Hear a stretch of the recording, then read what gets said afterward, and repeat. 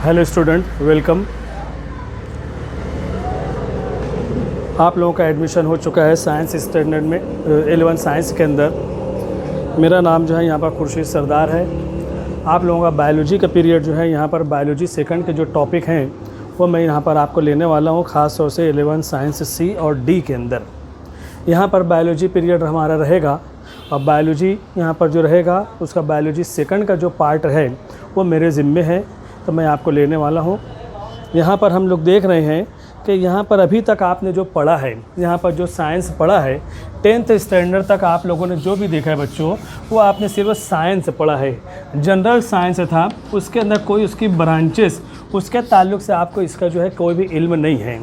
अभी आपको कुछ दिक्कत आएगी, मीडियम आपका चेंज हुआ है। जो बच्चे सेमी इंग्लिश के हैं उनको थोड़ी बहुत डिफ़िकल्टी आएगी, जो उर्दू मीडियम से आए रहेगा।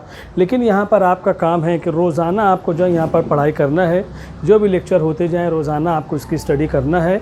तो चंद ही हफ्तों के अंदर आप आराम से उसको कवर कर लोगे और यहाँ तक आप पहुँचोगे कि आपको अब इंग्लिश टर्मिनोलॉजी ईजी लगने लगेगी और यहाँ पर उर्दू जो है टर्मिनोलॉजी आपको मुश्किल लगने लगेगी। इतना इंशाअल्लाह हम लोग आपको कवर करते चलेंगे। अभी स्टार्टिंग के अंदर मेरा ये उसूल है कि यहाँ पर आपको मैं साथ साथ में उर्दू और इंग्लिश दोनों मिक्स करके हम लोग देखेंगे।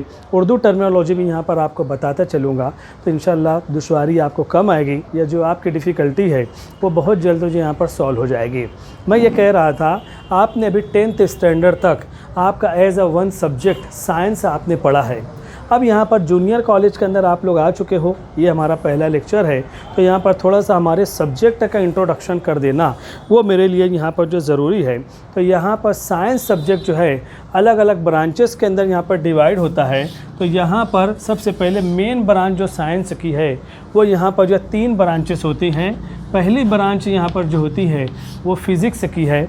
दूसरी ब्रांच जो रहेगी वो आपकी जो है यहाँ पर केमिस्ट्री की रहेगी और तीसरी ब्रांच जो रहेगी वो है यहाँ पर बायोलॉजी की। इस तरीके से ये 3 ब्रांचेस के अंदर हमारा साइंस सब्जेक्ट जो है यहाँ पर मिला हुआ है। तीनों ब्रांचेस आपने 10th स्टैंडर्ड तक आपने पढ़ा है, लेकिन कोई बायफर्केशन उसके अंदर नहीं था, कोई डिवीज़न नहीं थे। एक साथ आपने पढ़ा है, फलां चैप्टर उसके बाद ये चैप्टर उसके बाद ये चैप्टर, वो सब फिज़िक्स केमिस्ट्री बायोलॉजी से रिलेटेड थे। लेकिन अब यहाँ पर जूनियर कॉलेज लेवल से आपको जो है यहाँ पर अलग अलग आपको स्टडी करना है। किताब एक ही है लेकिन हर सब्जेक्ट के अंदर उसके अंदर 2 ग्रुप पाए जाते हैं। फिज़िक्स के अंदर फिज़िक्स फर्स्ट सेकंड रहेगा, केमिस्ट्री के अंदर यहाँ पर केमिस्ट्री फर्स्ट सेकंड रहेगा। इसी तरीके से बायोलॉजी के अंदर बायोलॉजी फर्स्ट सेकंड रहेगा, जिसके अंदर बायोलॉजी सेकंड का जो टॉपिक है वो मेरे ज़िम्मे है। मैं सिर्फ खुर्शीद सरदार यहाँ पर जो है मैं आपका लेने वाला हूँ। तो यहाँ पर बच्चों मैं बता देता हूँ, हर सब्जेक्ट के अंदर यहाँ पर फर्स्ट सेकंड है। आपको वो टेंशन नहीं लेना है कौन सा फर्स्ट है कौन सा सेकंड है, टीचरों को पता है, वो टीचर आपका आकर जो है यहाँ पर टॉपिक बताते रहेंगे। तो इतना आपको ध्यान रखना है कि आपको यहाँ पर जो फिज़िक्स केमिस्ट्री बायोलॉजी ये 3 ब्रांचेस हैं जो मेन साइंस की है, उसके अंदर से बायोलॉजी ये हम लोगों का जो है सब्जेक्ट है। अब हम आगे बढ़ते हैं, व्हाट इज़ बायोलॉजी। बायोलॉजी के ताल्लुक से हम लोग यहाँ पर देखते हैं साइंस की जो एक स्पेसिफिक ब्रांच है। बायोलॉजी के ताल्लुक से यहाँ पर हमें देखना है बायोलॉजी, ये जो वर्ड है, ये जो लफ्ज़ है, ये 2 लफ्ज़ से मिलकर बना हुआ है। पहला जो लफ्ज़ है उसको कहते हैं बायोज और सेकंड वर्ड जो यहाँ पर मौजूद है वो है लोगोस। तो लोगोस से वहाँ पर बना है, लॉजी लिया गया है। Bios and logos that combine with each other and that common word that is called as biology. तो यहाँ पर what is the meaning of bios. Bios का मतलब होता है लाइफ, या that is also called as life और that may be called as living organism. और यहाँ पर लोगोस का मतलब होता है टू स्टडी। तो बायोलॉजी का मतलब यहाँ पर हमारा हो जाता है स्टडी ऑफ लाइफ या स्टडी ऑफ लिविंग ऑर्गेनिज्म, ज़िंदगी का मुताला या जानदारों का मुताला। लिविंग ऑर्गेनिज्म का मतलब होता है जानदार और लाइफ का मतलब होता है लाइफ का मतलब ज़िंदगी। ज़िंदगी की स्टडी या ज़िंदगी की स्टडी या लिविंग ऑर्गेनिज्म की स्टडी करना, उसका मुताला करना, यही चीज़ कहलाती है यहाँ पर जो है बायोलॉजी है। अब यहाँ पर मैंने अभी आपको बताया कि biology study of living organism है। जब दुनिया में यहाँ पर हम जायज़ा लेते हैं तो अगर बेसिकली वैसे तो बहुत ढेर सारे किस्म के लिविंग ऑर्गेनिज्म हैं, लेकिन जब हम जायज़ा लेते हैं तो लिविंग ऑर्गेनिज्म की दो मेन टाइप यहाँ पर हमारे सामने आती है। एक है प्लांट्स यानी पौधे हैं, और दूसरे जो है यहाँ पर एनिमल्स हैं, जानवर हैं। ये दो टाइप यहाँ पर पाई जाती है। उसी बुनियाद पर हमारा ये जो सब्जेक्ट है बायोलॉजी फर्स्ट और सेकंड यहाँ पर बताया गया है।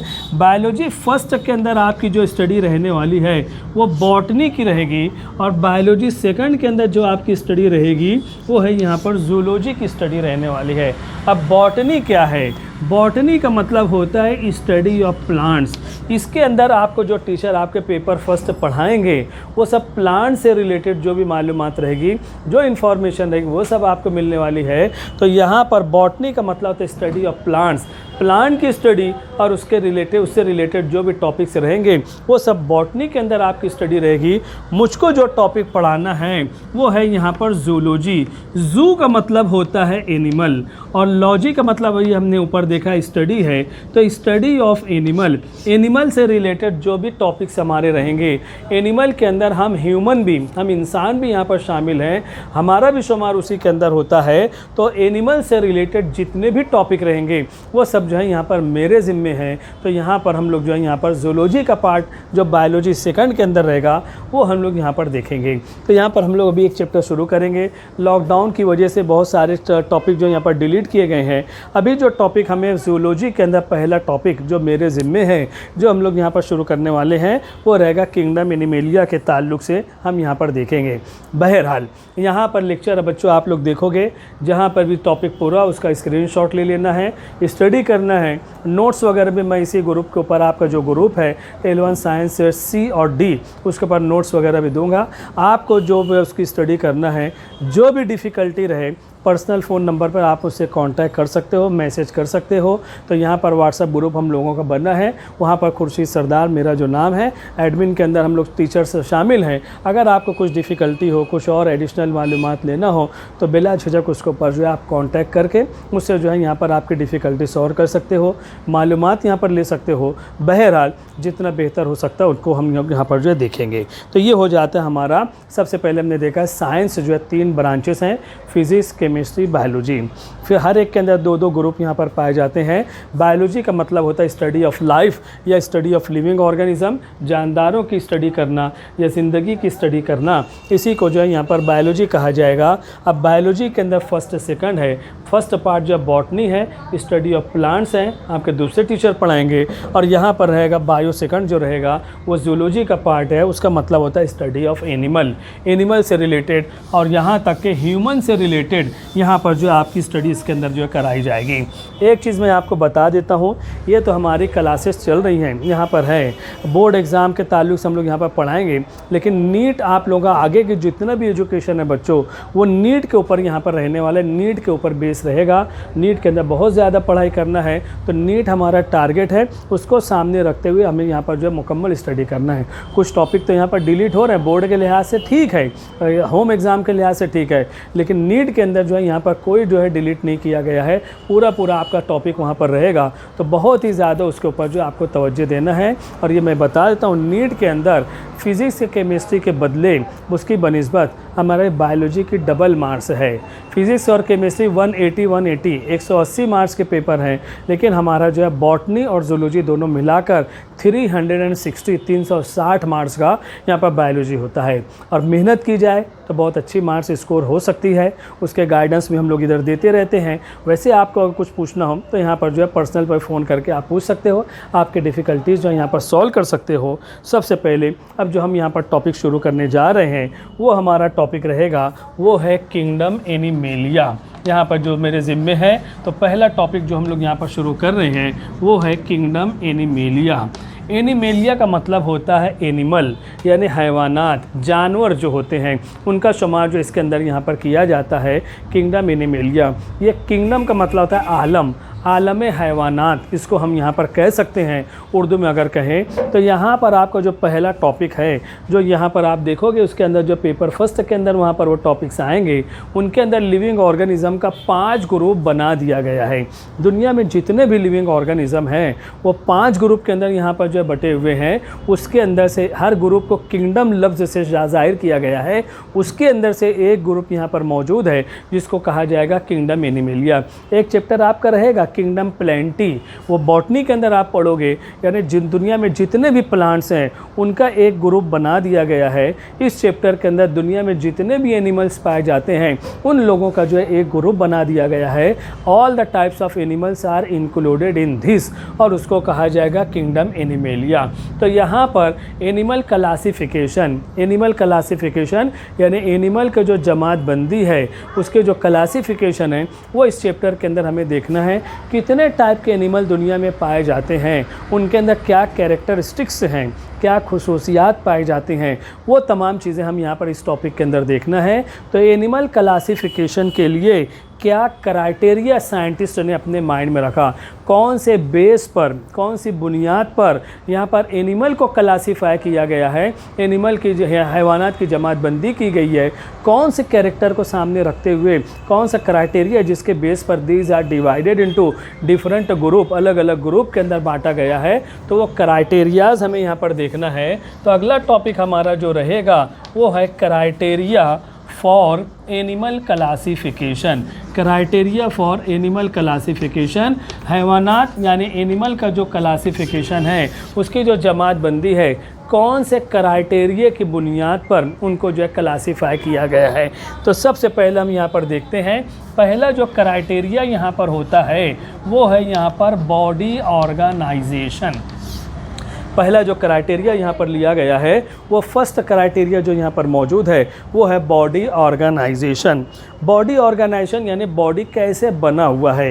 एक चीज़ बच्चों यहाँ पर जहन में रखना है, छोटी क्लासों के अंदर भी आपने लोअर स्टैंडर्ड के अंदर भी पढ़ा होगा कि यहाँ पर हम देखते हैं each and every type of living organism that are made by cell.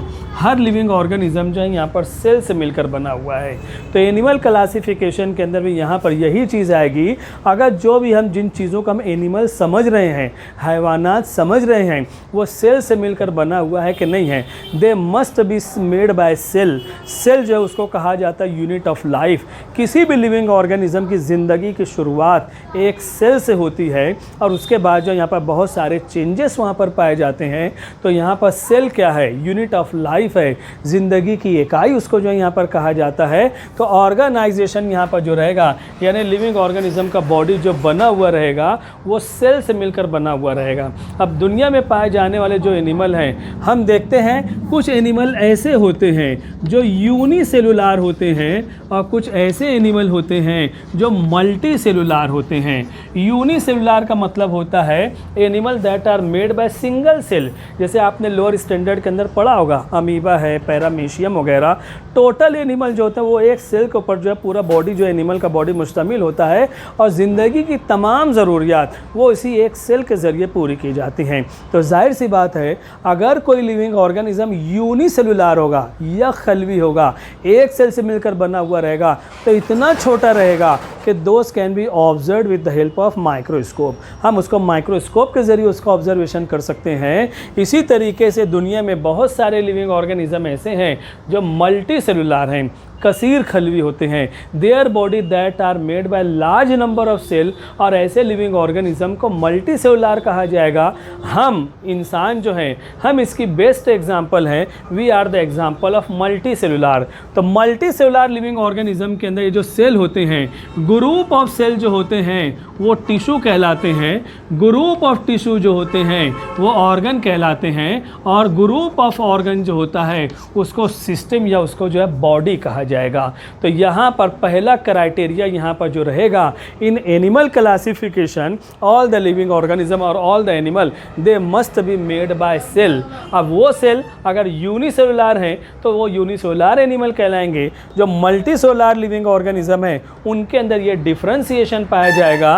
Group of cell is called as tissue, जिसको हम बाफ्ट कहते हैं। Group of tissue these are called as organs, जिसको हम आज़ा कहते हैं। और बहुत सारे यहाँ पर ऑर्गन का जो जो ग्रुप रहेगा उसको हम यहाँ पर बॉडी कहते हैं। जैसे हमारा बॉडी यहाँ पर जो है बारीक बारीक सेल से मिलकर बना है, सेल का ग्रुप टिश्यू है और टिश्यू का ग्रुप ऑर्गन है। तमाम हमारे ऑर्गन है, एक्सटर्नल बॉडी के ऊपर बाहर के तमाम ऑर्गन है, बॉडी के अंदर भी ऑर्गन है, हमारे हार्ट हैं, लंग्स हैं, ब्रेन वगैरह हैं, यहाँ पर जो है पूरा डाइजेस्टिव सिस्टम यहाँ पर मौजूद है। ये तमाम के तमाम इंटरनल ऑर्गन है। हमारे हाथ हैं, पैर हैं, आँख हैं, कान हैं, ये सब एक्सटर्नल ऑर्गन्स यहाँ पर पाए जाते हैं। यही तमाम चीज़ें जब इकट्ठा कर दी जाती हैं तो एक लिविंग ऑर्गेनिज्म हमारे सामने, उसका एक पर्टिकुलर फीचर हमारे सामने आता है। तो यहाँ पर पहला क्राइटेरिया जो है that is based on the organization. ये ऑर्गेनाइजेशन के ऊपर जो है यहाँ पर उसका जो है बेस होता है। फिर यहाँ पर हम देखते हैं दूसरा क्राइटेरिया यहाँ पर जो मौजूद होता है वो है यहाँ पर सिमेट्री, यानी लिविंग ऑर्गेनिज्म सिमेट्री में है कि नहीं है। सिमेट्री को कहा जाता है तशाकुल। अगर यहाँ पर हम देखते हैं, अगर मिडल पार्ट से कट करते हैं, दो बराबर बराबर हिस्से हासिल होते हैं कि नहीं होते हैं। कुछ लिविंग ऑर्गेनिज्म कीड़े मकोड़ों के अंदर देखते हैं या हम देखते हैं हमारे दो बराबर हिस्से हासिल हो सकते हैं। कुछ इतने टेढ़े मेढ़े यहाँ पर जो है स्ट्रक्चर बॉडी का होता है, किसी भी एंगल से कट करते हैं तो यहाँ पर 2 equal parts we can not get, वो एक अलग ग्रुप होता है। और कुछ ऐसे लिविंग ऑर्गेनिज्म, कुछ ऐसे एनिमल होते हैं, कई एंगल से अगर उसको हम कट करते हैं तो कई तरीक़ों से we can get 2 equal part. तो यहाँ पर अगर लिविंग ऑर्गेनिज्म तशाकुल में है तो उसको कहा जाता है सिमेट्री, यानी that are showing symmetrical structure भी उसको हम यहाँ पर कह सकते हैं। सिमेट्री यहाँ पर जो है 3 तरीके से यहाँ पर इनकी स्टडी की जाती है। पहली टाइप यहाँ पर जो होती है, कुछ लिविंग ऑर्गेनिज्म, कुछ ऐसे एनिमल रहेंगे जो कि असिमेट्रिकल रहेंगे। असिमेट्रिकल रहेंगे, अगर किसी भी एंगल से हम कट करते हैं we can not get 2 equal parts. यहाँ पर क्या रहेगा, we can not get 2 equal part. इतने टेढ़े मेढ़े ये एनिमल यहाँ पर इस तरीके से रहेंगे, किसी भी एंगल से अगर कट करते हैं तो दो बराबर बराबर हिस्से यहाँ पर हासिल नहीं होते हैं। तो ऐसी सूरत में यहाँ पर हम देखेंगे कि यहाँ पर सिमेट्री टोटली एब्सेंट होती है, तशाकुल में वो एनिमल नहीं है। कितना भी टेढ़ा मेढ़ा यहाँ पर हो सकता है तो वहाँ पर जो है दो बराबर हिस्से हासिल नहीं हो सकते हैं। तो यहाँ पर ऐसे एनिमल जो रहेंगे उनको कहा जाएगा सिमेट्री इज एब्सेंट, तो उसको कहा जाएगा यहाँ पर that must be asymmetrical in their form, in their nature that is asymmetrical.